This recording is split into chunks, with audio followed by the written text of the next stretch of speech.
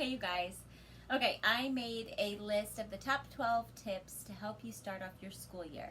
This is especially for new homeschooling mamas, but I'm sure somewhere it might be able to help you already homeschooling mamas. Okay, so the number one thing is if you're new to homeschooling, you need to take a look at the state requirements and laws for your state. It's going to differ vary per state, and it is going to help with the rest of these. So knowing what's required of you and what you're protected with will help you do the rest. Okay, number 2, homeschool groups. Look up on Facebook and see if there's any local homeschool groups that you can be part of. It's good to have a community of other moms who might be able to help you answer questions about the laws or just anything in general, just help uplift each other. So look for them for your area, and they'll be able to help support you and vice versa. Okay, 3, a planner. Before you even begin jotting down ideas and things like that, get yourself a homeschool planner. I got mine from thisreadingmama.com. I love it. That's not endorsed. I just really like her planner and I use it. One of the tips that she has in there is your homeschool routines and curricula need to work for you and your family. It's okay if someone else does it differently. That's 100% true. Every family is unique. What works for me and my family isn't going to work for you and your family the same way. So keep that in mind as we go through this. This should be just an outline to help you figure out what's going to work for you. All right, the subjects to teach. This ties in with the laws. Some states, like mine, require that you give regular instruction in 8 specific subjects: math, English, science, social studies, health, art, music, and physical education. Now, I can teach more than that, but I at least need to teach those ones, and this is all I have to show for proof of regular instruction in. So I also do Bible and some other things, but I don't have to bring that with me. They don't even care what else I do. Language, I do German with the kids because they have German family. Now, I can tell them that I do language, but if I don't do language, it doesn't matter. They just want those 8 specific subjects. That's for my state. Double check for yours. Okay. Preferences for curriculum. Write down a list of what you want and don't want in your curriculum for different subjects. You might be piecing together a math from one curriculum with English from another one, or maybe you like a whole entire curriculum from one place. That's what I do. In another video, I'll go over what we're going to be doing this year, but that's a whole other 15 minutes. Okay. But having a preference list will help you narrow down faster what you're looking for in your curriculum. Like, for example, we do want a little bit of religious material in ours. It's not overly. It'll just say, look at the God's creation around you and stuff like that. So just having those subtle hints that God is in our everyday, even in our homeschooling, I like that. Other families might not. So, yeah, write down your preferences. Days of the week. How many days a week are you going to homeschool? I do 4 days a week. I do Tuesday through Friday. Monday is our responsibilities day. Doing chores, going to the grocery store, those kind of things. It's kind of a nice in-betweener from our weekend off and spending time with quality time with family into jumping into the week. It's just a responsibilities day. But that might not work for you. Maybe you only want to do 3 days a week because you have even younger kids than I do. Okay, after you figure out how many days, how many hours in each day are you going to do homeschooling? There's this post floating around Facebook that talks about how you only need a little amount of time to do homeschooling with your children. For kindergarten, I think it's like 30 minutes to an hour. And I interpret that as focused work. All they don't spend the 8 hours at public school sitting there doing schoolwork the whole time. If they're young and early elementary, they're playing and doing games and having fun, and all those things are all mixed in with those 8 hours. But focused work is the 30 minutes to an hour for kindergarten. I think it might go up in 30-minute intervals, increments and intervals was smushing into one word in my brain. Okay, so figure out how many hours a day. We do 3 hours a day from 9 to 12, but that's not focused work. That is covering our Bible, our math, our yoga, our English, our music lesson, and then we alternate social studies, science, health, and art for each one for the one day in the 4 days that we teach. And that's not like super focused. It's more of, I'm just telling them a new concept and we're doing something hands-on about it, because they're only in kindergarten and first grade and they do those subjects together. So the main focus is math and reading right now, which is English. So yeah, so it takes us about 3 hours, give or take 2 to 3 hours really. And then our music is with Prodigy's Music, so that's hands-on. We do that every day because they just really love to do a music lesson. And yoga, we do that every day. I wouldn't say every day. We do that mostly every day, unless I know we're gonna be doing a lot of outdoor play, then I don't bother doing the yoga. But yeah, so about 2 to 3 hours a day for us. We're a bit flexible on that. Okay, when are you gonna start and finish your school year? Now, some states, they aren't starting school until September. I'm not waiting that long. I'm starting in August. That also, when you figure out your start and finish day, that might tie in with your state law requirements. Maybe you need to show an attendance for 180 days of school. So consider that when you're planning your school year. And are you going to do any local classes like swimming lessons, or do they do karate, or are they in a sewing class? That will be in place in your whole homeschool plan too. Maybe everything's shut down for you right now.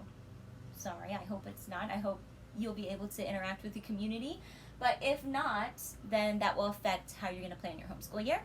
How are you going to alternate your focus time with each child? This one is a really important one. Say you do 3 hours like me, or somewhere around there. How are you going to help one child with their English? What is the other child going to do if they're on different levels? So, real simple answer, because I do this every school day, is give some independent activity for the one who you're not focusing with while you're doing focus work with the other child. This might, as they get older, turn into just individual work. They'll be able to have more independent time and only come to you when they need help, or if you're just reviewing with them or something. But for us, for example, last year they were doing the same math basically. My son, he would just do a little bit more afterwards. But it's a sit-down thing where we do a fun activity together, and then at the end of it, there's a worksheet that applies what they were going over in the lesson. And that's your independent time. So if I had 2 different levels, I could do the lesson with one, and then they can do the worksheet on their own while I'm doing the second lesson with the other one. Now, what about the other one? They can't do the worksheet to start with. What are they going to do? This is the good and the beautiful math, by the way, which we love. Maybe there's manipulatives and hands-on kind of math things that they can do independently while they're waiting for their lesson. We have these pattern blocks. It comes with our good and the beautiful math curriculum. They have a math kit box that it comes with. So they have these, and they come with boards, and they can fill it in, or they can just do freehand for this. You can also, if you don't do good and beautiful math, you can buy these kind of pattern blocks off of Amazon in big buckets and stuff like that. There's all sorts of hands-on math stuff that you can buy off of Amazon. They can read while they're waiting, but if you want them to do like a specific kind of independent play, math, when you're doing math, that just kind of figuring out how you want to alternate that focus time. Same with English. We do good and the beautiful English, and at the end of his first grade English, there's independent practice. So this is probably going to take him as long as it is going to take me to teach my kindergartner her English lesson. And then we also have handwriting book. So if they're done with something and they need something else to do while I'm focusing still with another one, they can do their handwriting practice while they're waiting. Like I said, we also have spots for reading and like quiet little knick-knack toys that they can play with quietly, draw while they're waiting for their turn. I wouldn't recommend letting them go play and leave your homeschooling area, because that just completely throws them off the mindset of we're doing school right now. Okay, so that's how I handle alternating focus time. Once you figure that out, I'll help you plan your homeschool day. What breaks do you plan on taking for this school year? Are you going on vacation to visit family? Are you going to be taking a whole week off for Thanksgiving? How long are you going to take off Christmas break? Knowing that is going to help you figure out your start and finish date, especially if you need to have 180 days of school. So all of these kind of flow in together and can help you plan your homeschool year. But knowing planned breaks will also help you figure out when you want to stop in your lessons. And when you are planning in your planner, you don't have to plan your whole entire school year out to the detail. Just having an outline of things can help you immensely. And then when you're planning to the detail, I would just plan out a couple of weeks at a time and then go back and reassess, which is the last tip, which is one of the most important tips, because what might work for you one week just seems like it's a wreck the next week. And you have to be able to be flexible and recognize when something's not going right. And if you stick too long in it, you're gonna get frustrated and think, well, I just can't do this. This is overwhelming. So reassess often, because you can tweak and move things around. Nothing's set in stone. That's the beauty of homeschooling. You can be very flexible. Yes. What else was I gonna say about that? Yeah. So, that's right. I grabbed this book because For the Good and the Beautiful, their English courses are 120 lessons. So once you know your curriculum and they'll normally have the information that tells you about how long it will take you to complete a course. And that will help you plan out, okay, how long is this going to last me through? How many English lessons do I do a day to get me through the whole entire year? Or maybe, and that's why you go back and reassess, because maybe your child is like flying through the lessons, and especially in the kindergarten one, my son, he doubled up on a couple a day. You don't have to do that. He was just in a place where he was already past that, and he wanted to be challenged. So we were kind of doubling up on things that he knew, and I wouldn't have done that with my daughter because I know she wasn't there in the same way. She's a year younger than him. So we finished English for him earlier than we will probably for her. But knowing how many lessons there are can give you a heads up on how you plan out your year. And I think The Good and the Beautiful says 24 weeks to finish this, if I'm thinking correctly. If you do one lesson per 5 days a week, I think, something like that. So yeah, so knowing your curriculum and how long it will take to complete a course is going to also help you. And like I said, you can go back and reassess if your child is moving faster or even slower, if you're realizing, okay, this is a lot more than I thought it was going to be, and this is going to last us for the whole entire year, so let's slow down a little bit.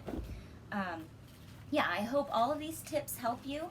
I'm going to be doing a video on what our plans are for this year, the curriculum we're using, maybe go over again how we do our week and our days, and yeah, that's it. Good luck this school year, and